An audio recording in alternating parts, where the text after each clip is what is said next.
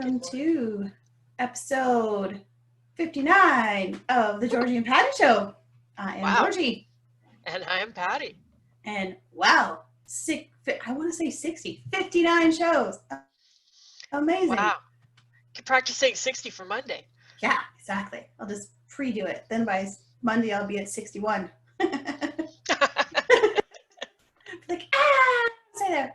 So this is one of our, I think I probably say this every show too, but anyway, one of our favorite shows to do the weekly review. Yes. That we have here. Can we see the slides? Got it there.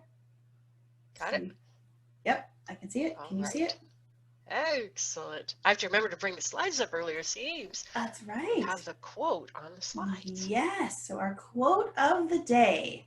Your time is limited. Don't waste it living someone else's life. Don't let the noise of others' opinion drown your own inner voice. And most important, have the courage to follow your heart and intuition. They somehow already know what you truly want to become. Everything else is secondary. By Steve Jobs. And I think this just sort of encompasses this U-shaped business that we want to create or build or show up for. Because often we have that space where we're not listening to ourselves and we're listening to other people's opinions. And it's like, okay, when we step into that space of really owning that our time is really limited here and we're not sure how much we have, and every day that we choose not to build this business in a way that's going to work for us, sharing our message, bringing our own uniqueness to it, is kind of a wasted day. So I thought this just fit really well with kind of where we've been going this week. So, yeah. And I think I'm up first too. Oh yeah. You are. I made us a new permission slip paper too. So I see that. It's so colorful. See how it goes, if I like it or we like it. So basically this permission slip follows right along with that quote, right? Is that you have permission to create the life that you want now in the way that you want it. So you can choose to start that today if you'd like. And if you need permission for that, you just got it. And I get to be first. Yay! Yay! Yay me! So I have so many learnings from this dude for this week. So this guy, his name is Wright. He is a ultra runner, marathoner kind of guy, ex-Navy SEAL. And he just, I think it must have been last weekend, I guess. He did a race. It's something called a last man standing race. And what that means is however many people show up, the winner is the person who's literally the last man standing. And so in this event, they had 20 minutes to do, I believe it was a 1.7 mile course or something like that, but it had a lot of elevation gains. So 20 minutes. And every 20 minutes, they had to be back to the starting line to go again. So he ended up winning the race, and he lasted just over 30 hours. And the only break, after 24 hours, they got a 20-minute break. Other than that, it was every 20 minutes at the start. And so I was following along with this on Instagram in the live stories. And what was so incredible about him was his mindset. Like, he was positive the entire race. He was congratulating and fist bumping the other competitors, and just the way he showed up. And at the end of that 30 hours, he looked like he could have gone another 30. So he did a webinar a few days ago to talk about, because everyone was curious about the mindset and how did he do this. And I don't know if you're familiar with Jesse Itzler, who's he does this ultra stuff too. And he's also a really well-known business person, entrepreneur. So they did this webinar that was supposed to be 20 minutes, ended up being an hour and a half.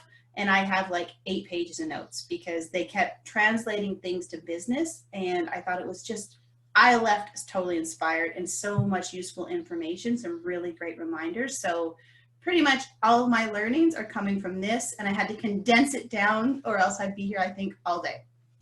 So thing number one that I learned from this is he was sharing kind of his 3 steps to achieve any goal. And so we've got Chad in the top, Jesse's there in the middle, and Mark Brown is down at the bottom.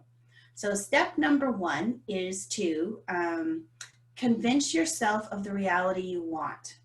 And Jesse talks a lot about how he used this when he was first building his first company, which was called Marquee Jets. And what he did is, so in his case, he wanted to have $1 million company. So he literally would convince himself that I am a millionaire, I just haven't been paid yet. And so he showed up in that way. So when we're thinking about the businesses that we want to create and the work that we want to do in the world, what can we do to convince ourselves of the reality that we want right now? And then just add those pieces. Maybe, oh, my potential clients haven't shown up yet. My course isn't full yet, but I'm showing up and taking on the mindset and acting in the way as if that is my reality, the place that I'm going. And then the second step is to surround yourself with the right people. So if we look at this race, all 3 of these guys participated in the race. Chad won with 30 hours. Jesse lasted 7 hours. Mark lasted 4 hours. But when they dropped out, they were there to support Chad to continue on. They all 3 trained together. They figured out their plan together. They had the common goal of what they were going in to do. And we can translate this over to our business. When you look at the support people you have in your business, are they helping you to get the goal that you want to achieve? Are the beliefs aligned? Do you have maybe a little few too many negative naysayers in your group telling you that you can't do it? Or do you have maybe, and it doesn't have to be a lot of people, I think that's the other thing, it could be 1 or 2 people that are just really your support people, that you're kind of your accountability or your check-in person, or the people that can kind of lift you up as you do this. And then the third thing, which comes up a lot, and I love seeing it, is they were all driven by their why.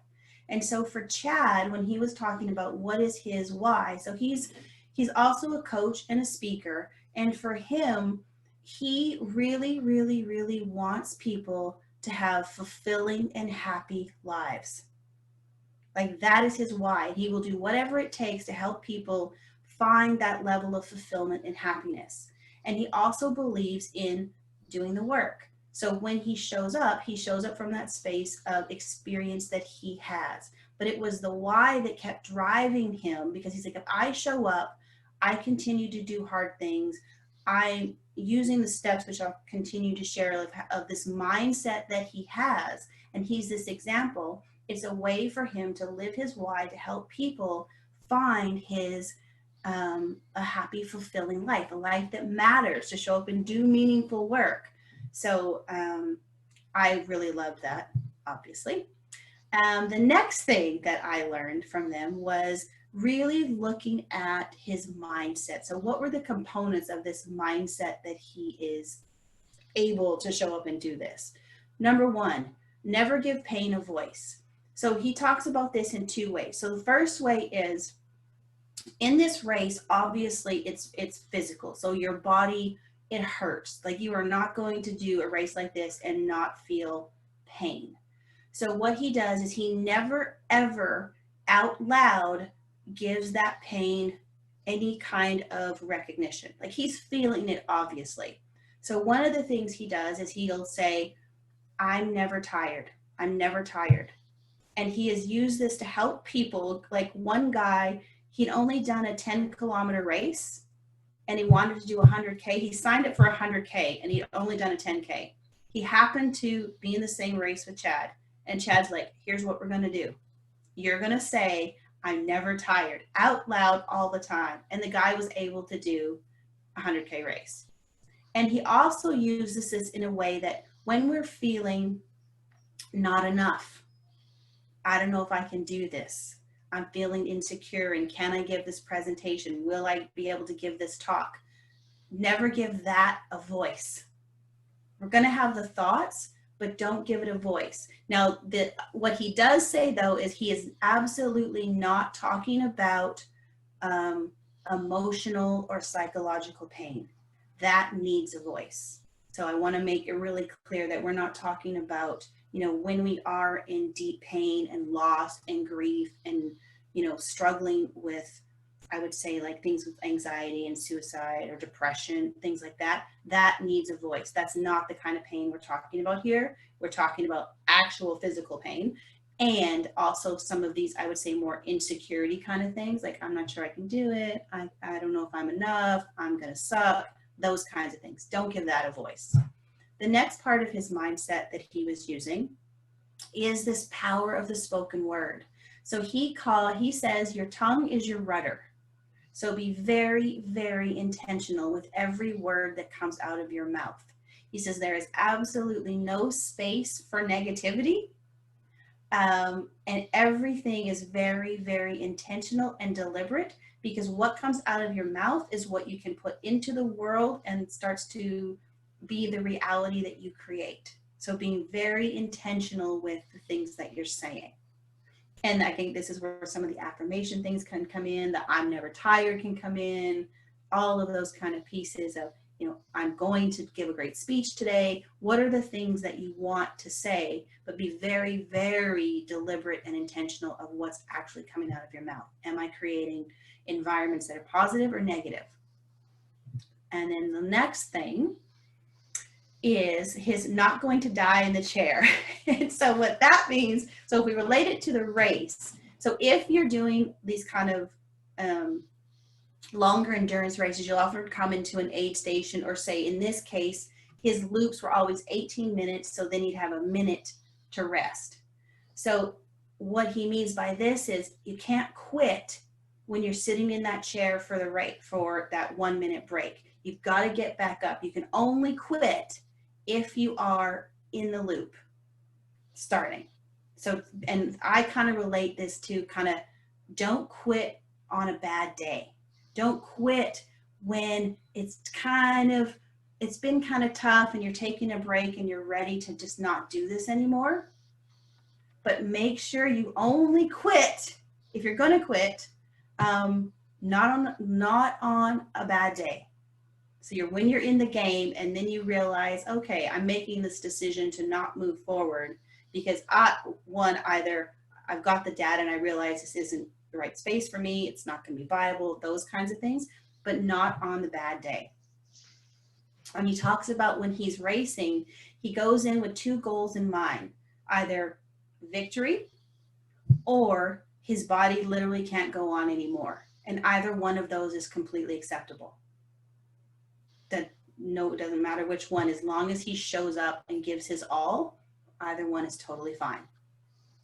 My next learning is he talks about why do we quit? And he says people often quit because they're looking at the big picture and they start to get overwhelmed with all the steps to take. And he said that's often when we quit, because we just can't break it down. It's so big and the overwhelm comes in and we quit before we even get started, or we're halfway through and it seems like there's just too much to do, that we stop. So then he shared, how do we overcome this? And he has three lovely steps for how do we overcome it? That's my next slide. So when we have this desire to quit, step number one is to stay present.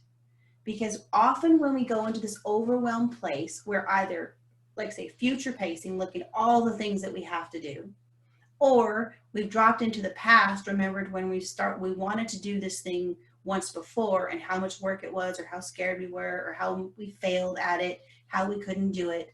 So the first thing when you're starting to get that space is make sure that you are present. You are right back in the right now. The second thing to overcome this is to just focus on the task at hand. What is the one thing that I'm doing right now? So if I'm in an endurance race, I'm focusing on one foot in front of the other. I'm focusing on breathing. I'm focusing on, am I drinking? I'm focusing on getting to the next tree, the next hill, the top of the hill, the back down. But really these micro little tasks. When we're looking at our business, maybe it's Right now, my focus is I'm going to create my PowerPoint slide. Then maybe I'm going to create my list for tomorrow. But just tiny little things instead of looking at, okay, we're doing a course on this date. Oh my God, we've got the marketing to do. We've got the webinar to create. We've got the worksheets to do. We've got all of these things. And suddenly it seems way too big. But if I can break those things down to, okay, we know we've got to create our PowerPoint decks for the workshop. Today, PowerPoint deck 1. And then I'm going to do worksheet that goes with that deck. And then I'm going to do the next step. Okay, now we're going to market. What does that look like? We said we talked to 10 people, I'm making this up, 10 people a day. What's my first task? Person number 1. Check person number 1. Person number 2. Check person number 2, right? But really just one task at a time can help us overcome this. And then the last piece of this is to have a plan, first of all, but then you can't execute this plan if you're not present, which kind of goes back to the very first thing he was talking about. So it's really having your plan in place, but knowing that as soon as you move into that future stuff, it's not you're going to want to quit more often.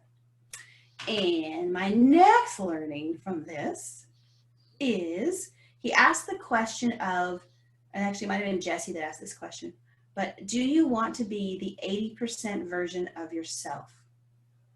Or do you want to be the 100% version of yourself? Which I thought this was kind of interesting with, because I'm like, 80% is pretty good, isn't it?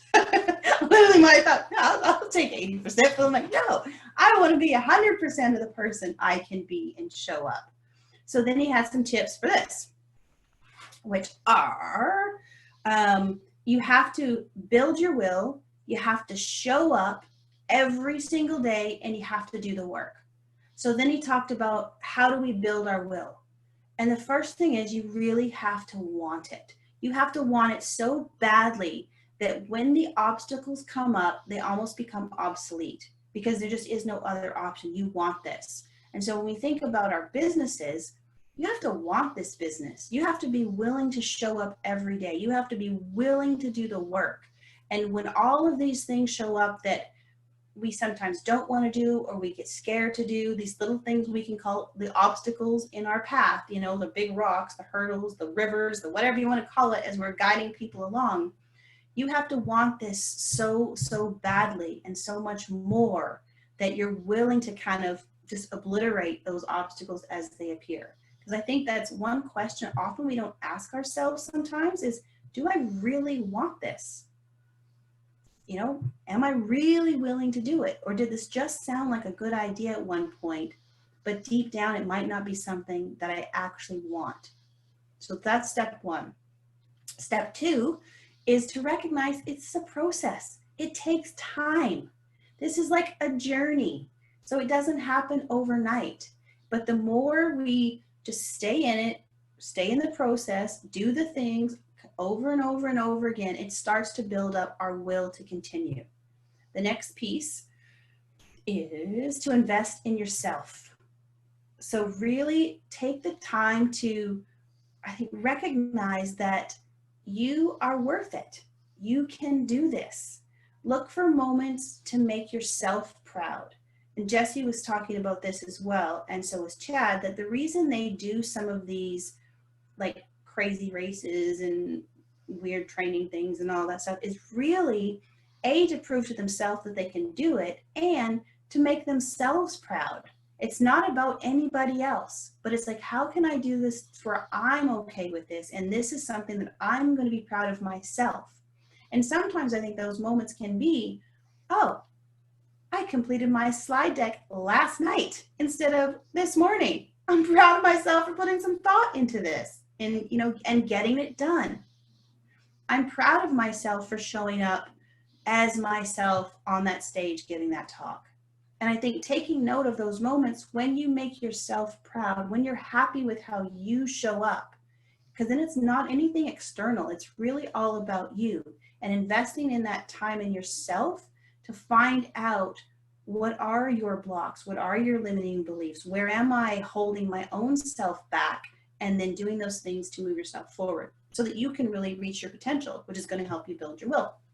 And then the last piece of this is that you have to be very intentional. And this seems to kind of be a theme with Chad. He's incredibly deliberate and very intentional in just about every single thing he does. And I think when it comes to building your will or showing up and doing the work, it has to be an intentional thing. Like, I think you have to set that as, yes, I am going to commit myself to myself that I'm going to show up every day, even when it's hard. I'm going to do things that I'm on purpose with, and I'm very intentional with the task that I'm doing, the phone calls I'm making, the way that I'm spending my time. All of that is very, very intentional based on where you want to go, who you want to be, what this business is that you want to create. So really taking the time to be intentional is also going to increase your will. And then the next piece, there's so much I kind of get lost in. What did I add? Is sharing his steps to success. And so that's a picture of him in this last race. So these were the things that people were asking him, what was going on in your mind? Like, what were you actually saying to yourself to get through this thing? And these are the same things that he uses, you know, in his business and Jesse's business. They're kind of all on the same page, which is quite cool. But it goes back to that space of being patient, you know, not wanting to run out of the gate super quickly and try to, you know, and I'm terrible at that. Ooh, we can do this like next week. No problem. No problem. Instead of being patient and recognizing that we're in this for the long haul. This isn't like a 6-month plan, but this is more like a 10-year plan, or my lifetime to get my life's work out there. So being patient in this process is really, really important. His next step is, again, be deliberate. Be very, very intentional with everything I'm doing. So when he was in this race, he was very deliberate about when did he eat, what did he eat, when did he drink, what did he drink. Very intentional and deliberate with what's coming out of his mouth, what's he saying in his head. Always being grateful, you know, like say, congratulating the other participants, lifting other people up. So being really, really deliberate in your actions as you're going through this process. And then the third step is to execute the plan. Have a plan and then just execute the plan. What are the steps? Here's what we're doing. Okay, we're doing a course in the middle of July. Great. What is our plan to get there? We're doing a webinar on whatever day it is. Check. What are the things that we need to do? When we look at our overall, where are we going in our business right now? What are the steps of those pieces? And then just executing the plan, right? If we look at a race, they have to be at the lineup. I think it's like 30 seconds before the mark. I show up there. I have my teammates. I know I'm just going to be patient, one foot in front of the other. I'm going slow. I don't want to be the fastest guy. I don't want to be the slowest guy. I'm keeping my pace the entire race. Just steady, steady, steady, steady, steady, so that I can execute my plan. And then if I win, great. If I just go as far as I can till I give out, my body quits, great. But it's really about just executing my plan, being patient, and being very deliberate with all the things that I do. And I think this easily translates over to when we're building these businesses that we want, because it's so easy to get overwhelmed and bright, shiny objects and wanting to go faster than we're really ready for. So I loved these as well. And then the last thing I thought that I would leave you with is another quote from him that I thought was so great. And first I had to think about it for a second. So I was like, But so if you put expectations on yourself, you will limit yourself. You are capable of so much more. Because often I think we set expectations for ourselves, but it's based on our own knowledge, information, the filters that we're running in our own brain. And so if we think I can only do, I can only get 4 clients. I can only spend 2 hours a day on the phone or whatever it is. What if you could do more? What if you had that ability? you know? So I still think it's good to have a goal, and I still think it's good to have kind of a date on them and those kinds of things, because I think that we do hit those targets more when we kind of know where we're going. But I think this is more about what are the expectations you're putting on yourself personally of what you're capable of. Ooh, I don't know if I could ever speak in front of 1,000 people. First, I would need to do maybe 15 and then 25 and whatever. You know, we start to think about what that is, and we actually start to limit ourselves. So I thought it was a really interesting thing to kind of ponder, and then sort of spend some time reflecting and noticing, oh, what are the expectations I put on myself? And if I go back to painting that painting where I expected it to be a certain way and I did not have a good experience, and yet when I did the one this week, I dropped all expectations. I was like, I'm going to show up at this class. I have no idea what it's going to be like. I'm just going to be present with her, and I'm just going to see what happens.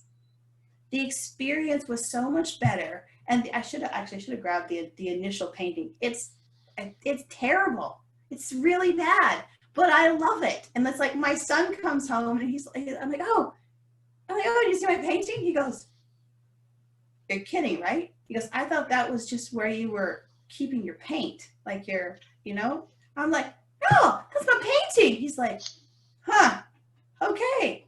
But it's such a different experience because I showed up, I think, without expectation, just to be in it, to see what I can learn. I did another one that's much better. However, just that, I think the willingness to do things too was so different when I kind of removed that expectation.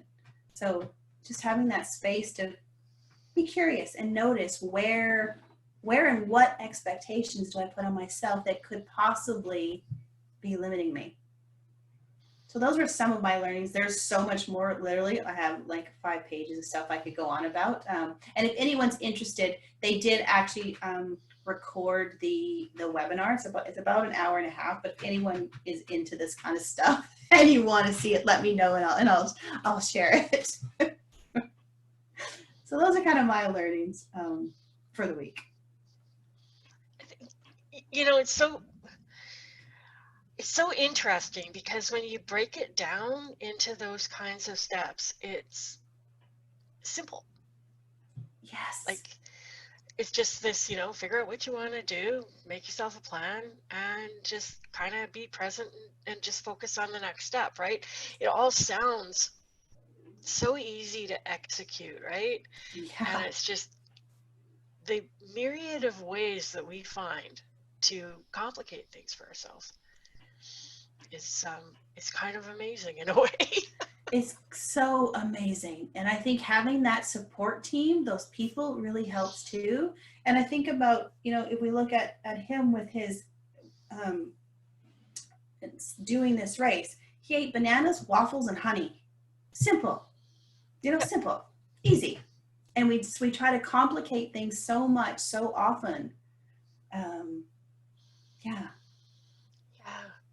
And it's like all that mindset stuff. It's like you just need to keep repeating this to me, right? Because I'm always going there. It's just I spend most of the day telling myself how tired I feel, right? And it's just like, oh, you never get tired. It's like I should try that. I know. I'm so excited. I'm like, oh my gosh! Like my next run, I'm being like, okay, I'm pushing this. I'm going to test this stuff, and that's part of it. I love to test these things as well. To see, but I just find it like say watching him do this with the positivity that he showed up in was amazing. Because he said,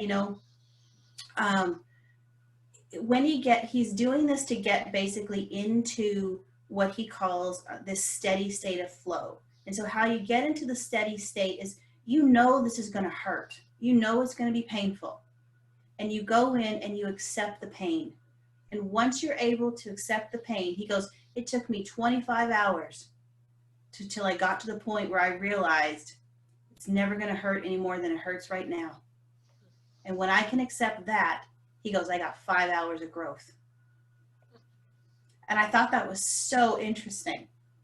because I was in my mind, I'm like, wow, 25 hours of whew, suffering. But we look at, if I relate that to my business, am I ready to quit after a week or after a month or after 6 months? Because it's hard. It's a little challenging. It's not going the way I wanted it to go. People aren't responding.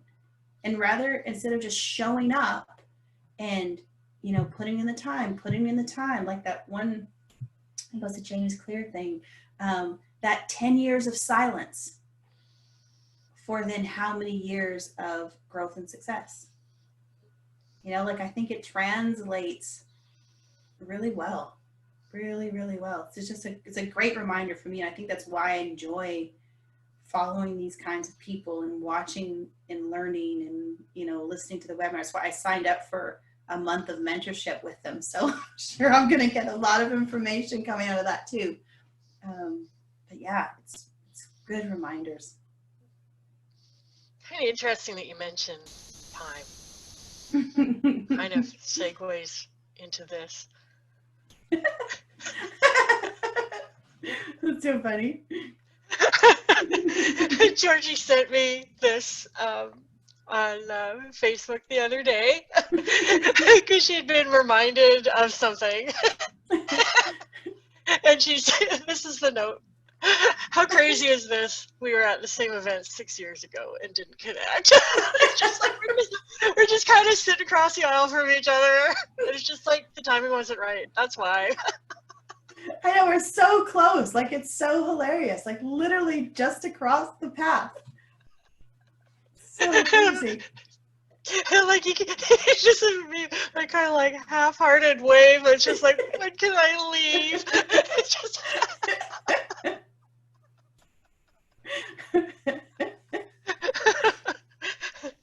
But timing is important, and it's just kind of a lot of this kind of success thing, like when they talk about success is just a matter of continuing to show up, and it's just the 10 years of silence, or however you want to look at it. It's like, when the time is right, if it's meant to happen, it's going to happen. And there's a sense of, there's timing in your marketing and in your sales as well. It's just because the message you put out there today doesn't land immediately with somebody doesn't mean that they're not eventually going to buy from you, or you're not eventually going to cross paths in a way that makes it happen. It's just like, the timing has to be right. And so often we try to force it, try to force the timing, try to make things move faster than they need to go. It's that staying present, continuing on step by step by step by step, and kind of trusting that things are going to work out the way they're meant to work out. So timing was one of the things that was just kind of showing up for me a lot this week, this idea of timing. And this one, quality over quantity. And this is something that I have experienced working with one of my clients. Part of what I'm doing is organizing, like subcontracting out some work to freelancers. So I'm posting specific jobs. Video editing was the one that was on my to-do list this week. So, I'm putting together a post for what's required and just talking about the job and all of that, putting it out there on Upwork. And of course, if you've ever done this, you'll know that you put it up and immediately you're just inundated with proposals of people pitching in order to work with you, basically. And to me, it was just this quality over quantity thing is just so evident. It's like, you can tell the ones that it didn't read the post at all, didn't respond to the questions that I asked. I asked specific questions, did not respond to them, just kind of copy and pasted. Here's what I do. Here's a random list of samples or whatever. And it's just like, clearly they're just going in, and every time somebody posts something, they just figure that they're just going to copy paste, copy paste, copy paste, and respond to as many ads as possible. Like that's the, that's kind of like the plan, the strategy that they're using. And then others who are like I personally just love it when they're like, here's the answers to your questions. Um, like a quality response. It's like, okay, I read it. Here's the answers to your questions. And then the ones that go this step further, here's the answers to your questions. Here's a sample of my work. And it's not just my work. It's, I took the stuff that you did, that you are asking for, and I made you a sample of your work. Very different. Does it take longer to do that? Oh, hell yeah. Does it get attention? Yes. And in fact, my client sends me a note saying, do you know anything about this? Got an email. Your task is completed. And so somebody had looked at the post and just did the work and sent it. Now, this is a risky kind of a strategy. But, this is the time-consuming quality over quantity. They took a risk by actually just, here's the work, you want to pay for it, basically, was the strategy. And did it work? Oh, hell yeah. It's like, yeah, we're like, looks great. What's your PayPal? It was just like that, and here's the thing, it's like, especially when you're just starting out, you're going to get way further ahead by putting more time and effort into individual connections with people.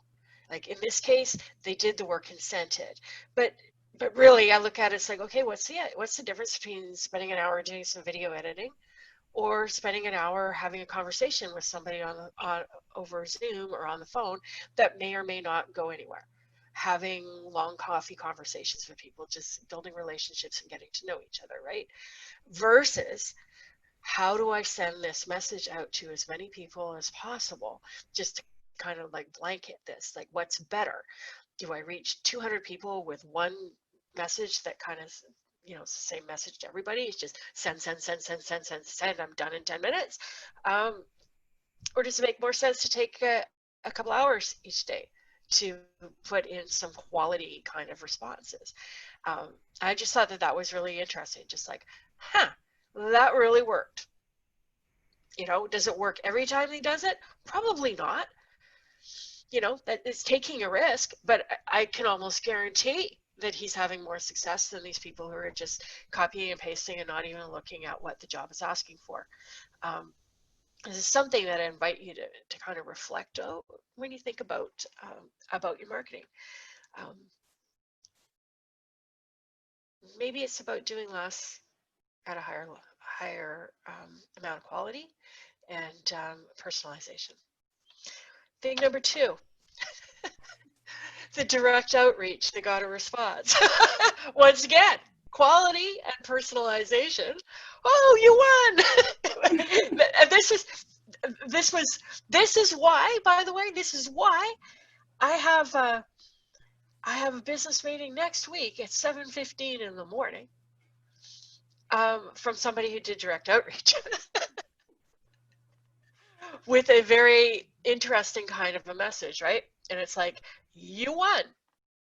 And I'm going to actually read what this email said, because this is pure cold direct outreach. Subject line: feedback and ideas for name of company, the name of company that they're sending it to. Bonjour, name of client. We selected company name as our weekly winner for the website review and analysis of B2B services. Celebration emoji.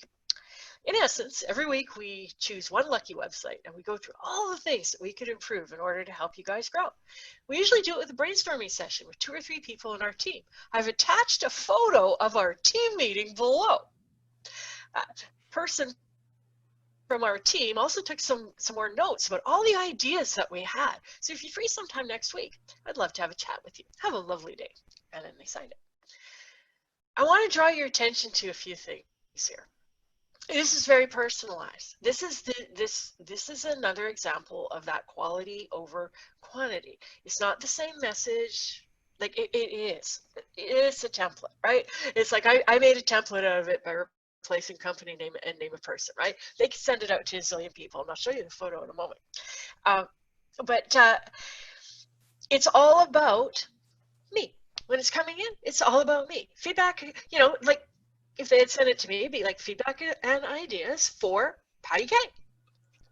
Bonjour, Patty, right? It's like they're personalizing it. It's for me. We selected Patty K as our weekly winner for the website review and analysis.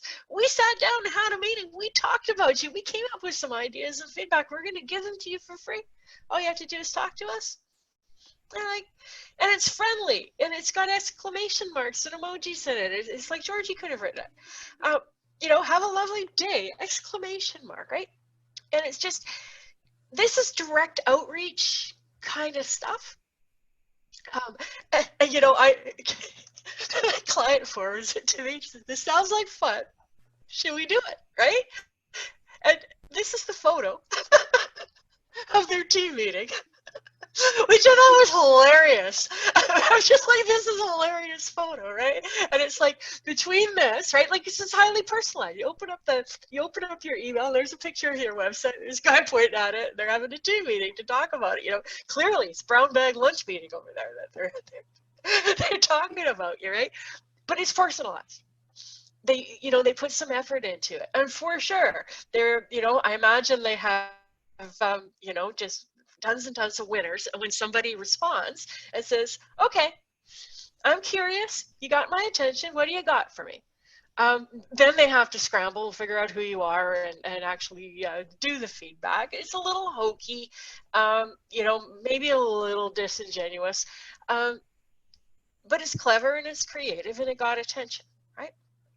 In this particular case, I would be really, really curious to know what the response rate is for doing something like this with this kind of a direct outreach kind of email, right? So it's on my mind. Quality over quantity, and I could tell you, like, I know this works, right? Like, I know I've seen this work so many times.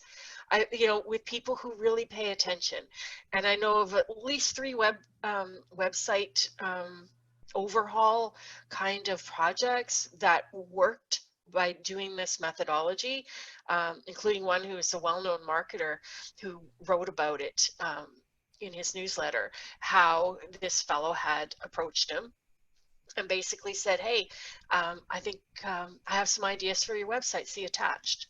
And attached was a picture of what the guy thought the guy's website should look like. So it's just like a mock-up that he had created, and it's like you open up the attached, or you look at it in email or whatever, and it's like, oh, there's a new website.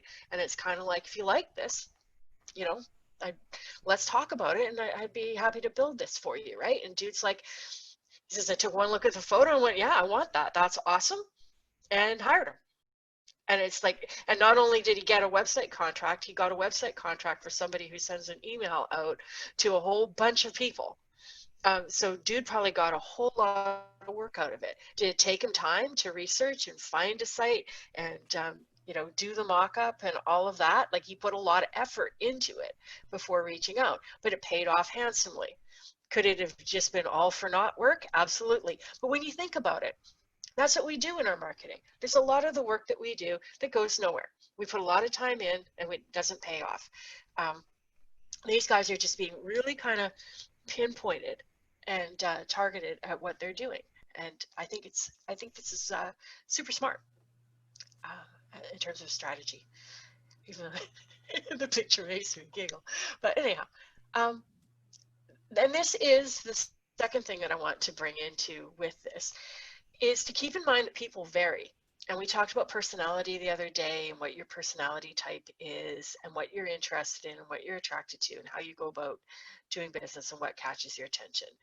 And that, just because you respond in a certain way doesn't mean that your clients respond in the same way. And this has been brought home to me working with several clients who are like this, that they respond differently than I do. So these direct outreach kinds of things, this is my response. It's like, you have to be amazingly, ridiculously good to get through my, I don't know who you are. I don't know what you want. I don't trust your email. Boom, delete, out of here. It's like, it's hard to get my attention with direct outreach. It's happened a couple of times. And I think I might have bit on the fellow with we talked about your website with the photo. I might have bit on that. But mostly I'm like, delete, not paying attention. Um, I don't read it. I don't pay attention to any of the incoming. I don't give it any weight at all. But I've been forwarded so many of these messages over the years by clients. Hey, Patty, what do you think of this? Hey, Patty, I just got this in the email. Do you think I should do it? The numbers, the number of times I've sent back a response saying, it's spam, just delete it. It's spam, just delete it. Like for some of them that are like egregiously bad. But sometimes it's just, it evokes this kind of response in other people. It's like they get the direct outreach and they're like, yeah, I'm open. I'm curious. Tell me more. Yeah, sure. I'll have a call with you. So what I mean by this, like with this whole thing, is all kinds of marketing work, even if it doesn't work on you. And just kind of leave that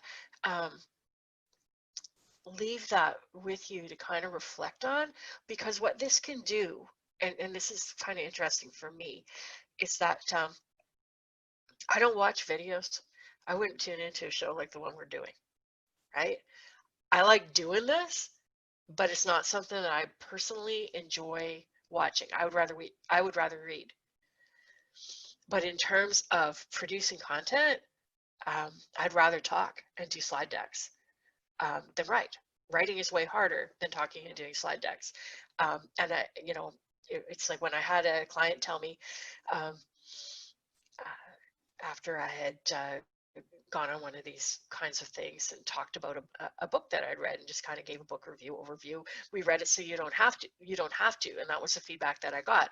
It's like, I hate reading. I just love it that you read the books and then tell us about them.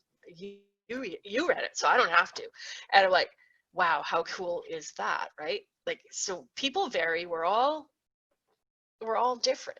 And the trick with the marketing is to find something that you enjoy doing, that feels good and works for your personality, and just kind of accept the idea that your potential clients will be the people who enjoy getting the information in that way. So including things like this kind of direct outreach approach doesn't work on me, but it absolutely works, right? So I'll leave you with that. Those my kind of observations and learnings for this week, and would love to hear what's going on for you. What'd you learn? What do you want to share? Yes. I'm just opening the chat now. Okay. Going all the way to the top. Chat.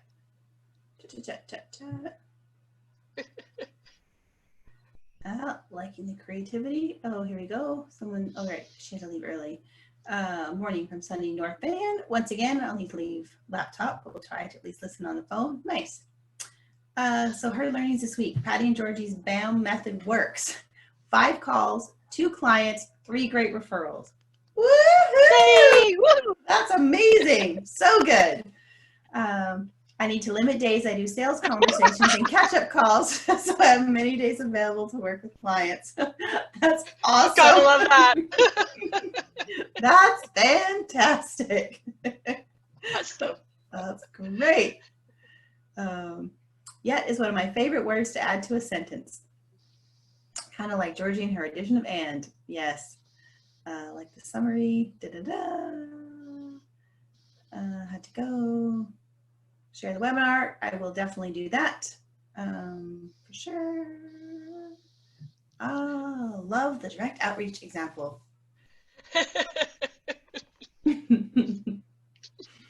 So good. So good.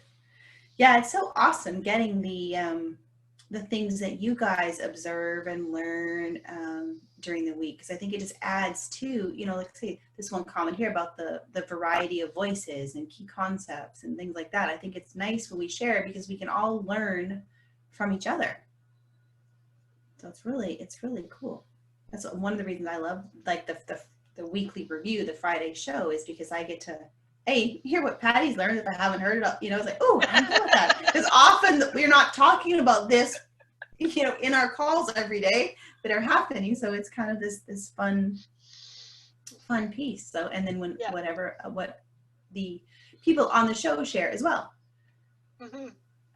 Let's see. Oh, if someone says you are too much of something, it could be your superpower, your strength. You don't have to change yourself to find right clients. Yes. Awesome. Awesome. Reminder of things we have already heard is also very valuable in addition to new things. You know, I was thinking about that as Georgie was sharing stuff. It's like, there's nothing there that's really new, right? It's nothing. And it's all this stuff that we forget. It's like, you know, every time you say something like that, I'm like, yeah, heard that before. That's awesome advice. Not doing it. Need to do it. Make a note to do it. So helpful to hear this stuff over and over and over again. It's like, what was it? What the hell? The dude's name, not Jim Rohn, the other guy, who said that, Zig Ziglar, that motivation is like showering. You have to do it every day. Yes, exactly. I know. And it's just it's so crazy. It's so true. It's like, oh yeah, these things, I've heard them so many times, and yet I'm glued to this webinar for an hour and a half. Oh yeah, that's so great. Oh yeah. I'm like, oh yeah. Like, implement it, be deliberate, be intentional, break it down. Like, you know, it's like, oh yeah. That whole thing about being present, that is everything when you're feeling overwhelmed. It is everything. Just one foot in front of the other. Just do the thing that is on the list right now. And even beyond that, even in absence of a plan, do something. Exactly. It all has to get done anyhow, was this saying I had hanging over my desk for months. It's like, it all has to get done at some point. Just do something now. In fact, that's what kept me going in my book. It all has to get done. Write anything, basically. It was just sit down and write anything. It's just words on the page. That's the only one step at a time. And you're right, you start thinking about the whole project. When I start thinking about a whole book, or it's overwhelming. It's like words on a page right now. Yeah, that present thing is such a really big piece. And if you really start to pay attention to how often you are present in your day, it will probably astound you. Because for most cases, we are in the past, we're remembering something, bringing up memories, like we spend so much time on that side, or we're looking into the future, which creates this additional overwhelm. But the actual amount of times that we are present is really remarkable if you start tracking it. And it's so useful in really all aspects of your life, this piece of being present. Like if you are really feeling challenged pretty much in any space of your life, if you can remember to bring yourself right back to this moment, what's just happening right now, it is one of the most useful things you can, I'll say, train yourself to do. But it's that same thing, requires practice, requires awareness, requires a willingness to actually do the work, to stay in it, show up every single day to increase that skill. Yeah, it's a practice. It is a practice. It's what I did 4 years. I've said this before. I did 4 years of therapy. Just like, how do you feel, right? Like, how do you feel? Here's all the faces. Pick the one that most describes how you feel right now in this moment. And it was all about, how do you feel in this moment? Is anything wrong in this moment? Kind of, it's that constant mindfulness. Be present, not back there, not over there, but right now, right here, right now. Is there anything, is there anything wrong right now, basically? And it's just like, to be able to bring that into your work, to just be like, okay, this is what I'm going to do. I'm going to do it for the next however long, and I'm just going to block everything else out. And it astounds me every time I do it, how productive I can be. Absolutely. Absolutely. It feels like in the minute, like in the moment, it feels like slowing down. But it is a way of speeding up. Mm-hmm. So true. Let's see, we have another one. I definitely start to feel the overwhelm sometimes. I need to stop, take a breath, and refocus on the individual trees rather than the forest. Yes. At the motivation, like, shower, you should do it every day. That's awesome. I totally agree. I will try to remember that. Yes. Let's see. I have some very good advice from a brilliant person named Rachel Z. Pronagger.com. I told her I was overwhelmed with all the decisions I felt I needed to make, and she said there was an easy solution to I just lost it. Hang on. Scroll on the bottom. There it is. Easy solution to that problem.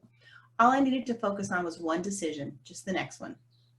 Yeah, totally. And I'm spam delete. I much prefer to personalize, and I use a lot of emojis and exclamation points. Me too. Me too. Studies show that monkey mind, bouncing mind, causes unhappiness. So if we stay in the moment, we feel better and are more productive. Yes. Yes. It's just, and it sounds so simple, so easy, no big deal. And when you start tracking how often am I in this moment right now, it is remarkable how easy it is to fall backwards or forwards.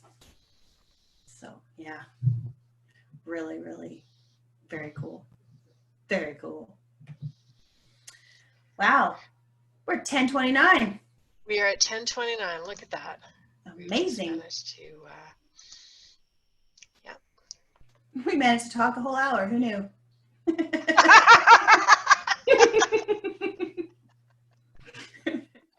Shocking. Shocking. It's amazing. Amazing.